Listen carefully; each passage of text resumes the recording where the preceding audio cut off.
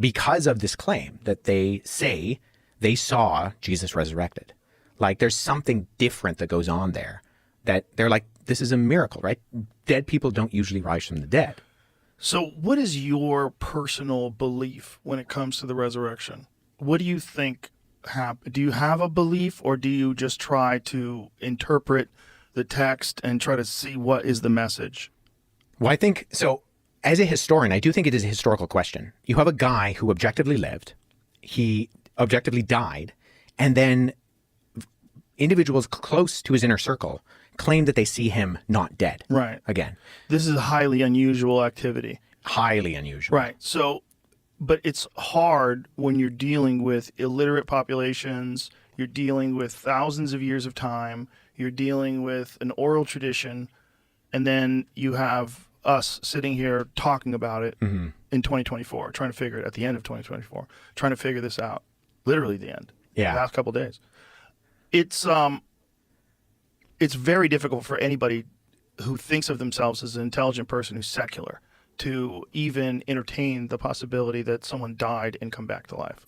And I get that. But we've already talked about the fact that we don't think that the only thing that exists is matter and motion. We as in you and I, right? Like we believe that there's something else going on in this world that's a little bit crazy. There's something else. And that to, I think, exclude that, I think excludes something that you're kind of putting blinders on. For. And you do have, I mean, you're right in terms of all of these ancient conventions and the ways that things were spread around. But the Gospels are written in the lifetime of the eyewitnesses.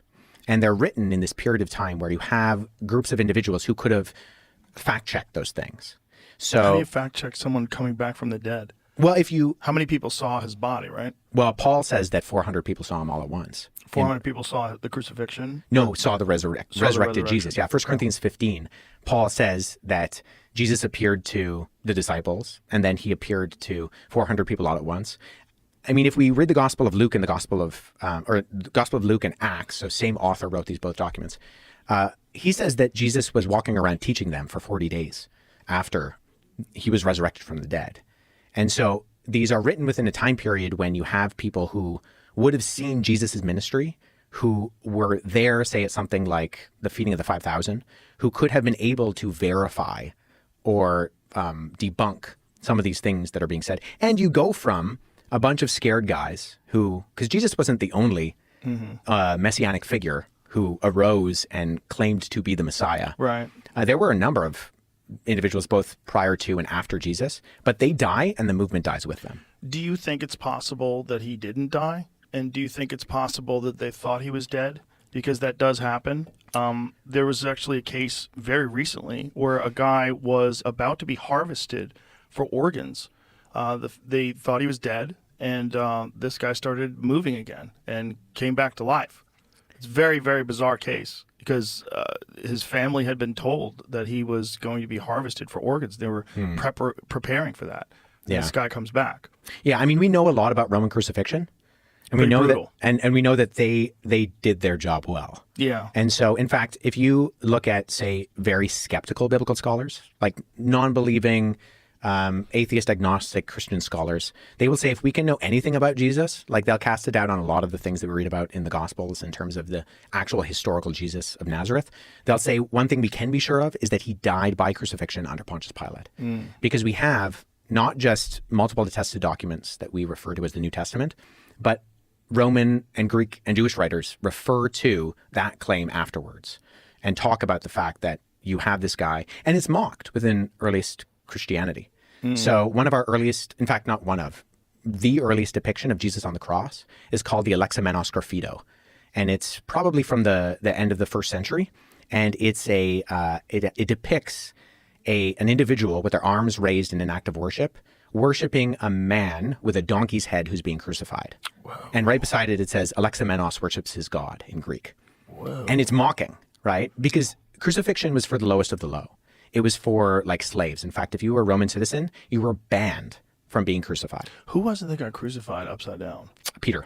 Why was it? Because like regular crucifixion wasn't good enough for him, or what was he? What didn't deserve it because Christ had gone through it? Well, so the story is that they say we're going to crucify you, and he says it's like too big of an honor to die like my Lord, and they say, well, we can fix that. Oh Jesus!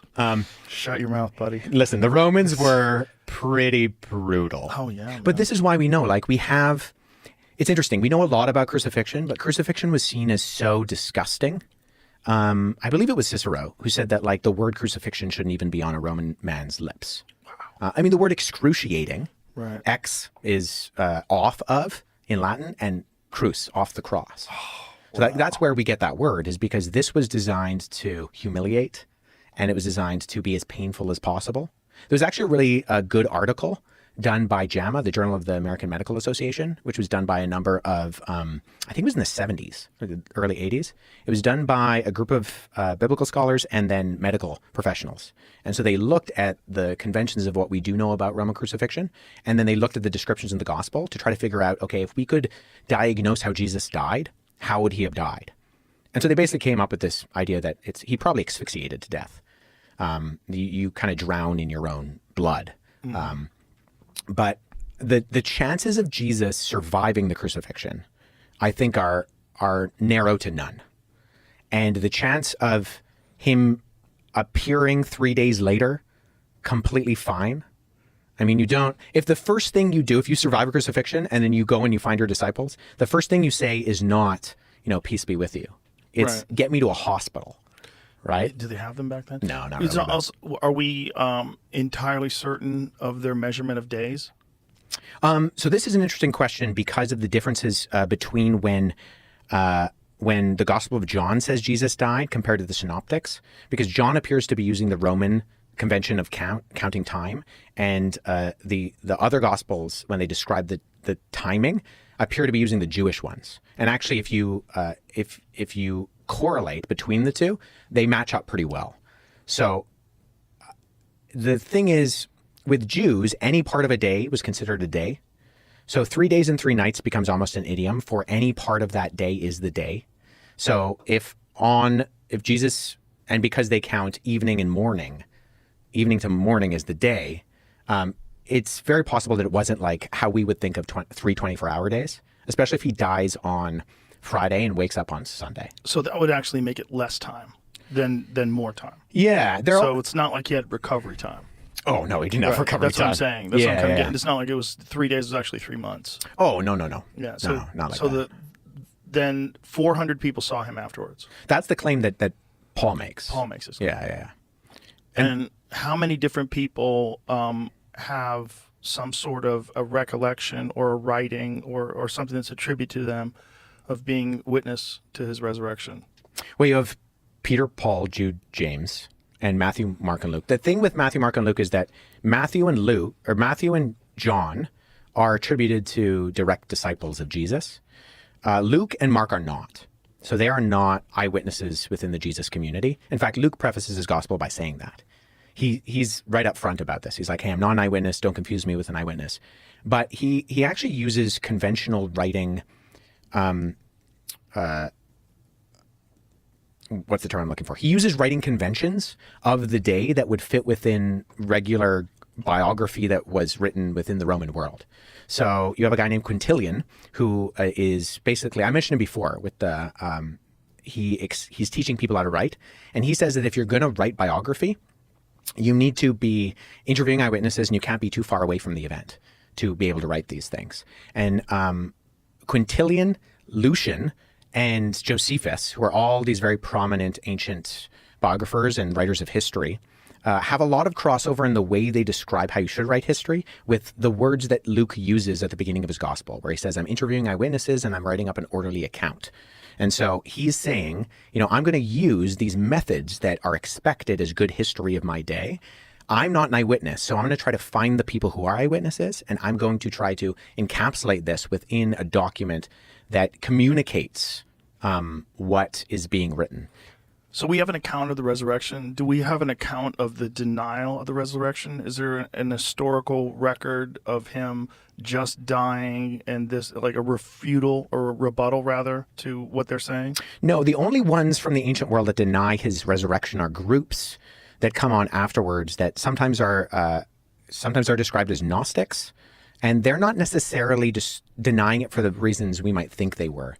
They're denying it because they have incorporated ideas of pagan philosophy where they believe that the spiritual is good and the physical is bad. So if Jesus was crucified, let me back up. If Jesus is God, he cannot have a physical body. So they deny that he actually had a physicality to him.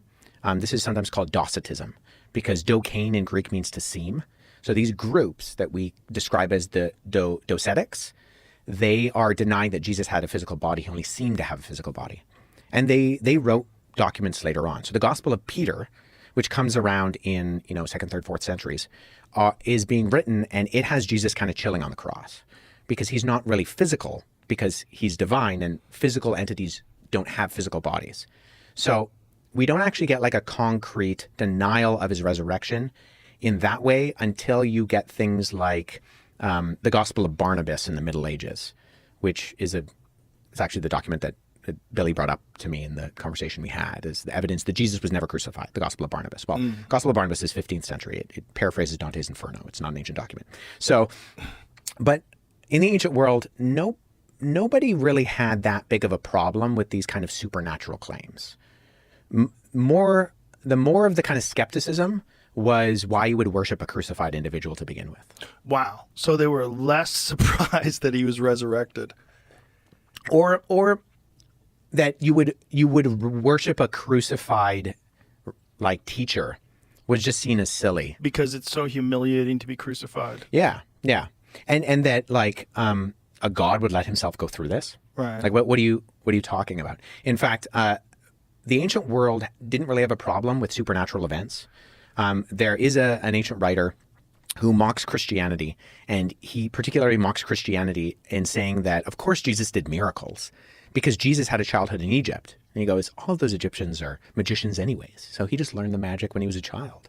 So he actually confirms, incidentally, two things: that the narrative in the Gospels where it says that the Holy Family fled to Egypt during the reign of Herod, he corroborates that he actually thinks that happened, and that Jesus did miracles. He just attributes the miracles to Jesus being a traveling magician anyways. And, anybody who lived in Egypt knows some magic. That is what's really fascinating, that the mindset of the people that lived back then was that whatever was going on in Egypt was so crazy that they had to be magicians. Yeah. Yeah, but everybody believed in supernatural events. Like there's no such thing as like a secular work in the ancient world. Even Plutarch, who's one of the most famous biographers in the ancient world, he wrote 90 biographies, of which 60 still survive today. He was a priest of Apollo. So like he's already assuming that the gods exist, that crazy things are going to happen in the world. And so they didn't have a problem with people doing miracles or crazy things happening. But that's also why it's so interesting trying to put your mind into the context of people that lived back then when you try to interpret what these stories were all about. Because they did believe in things that weren't real. So when they talk about this thing that we're supposed to believe is real, when you have all this evidence that they believe things that aren't true, it's interesting, right? Because like you're now saying, yeah, but this one really was true, right? Well, there's so many different things that they thought of and believed that weren't true. Yeah.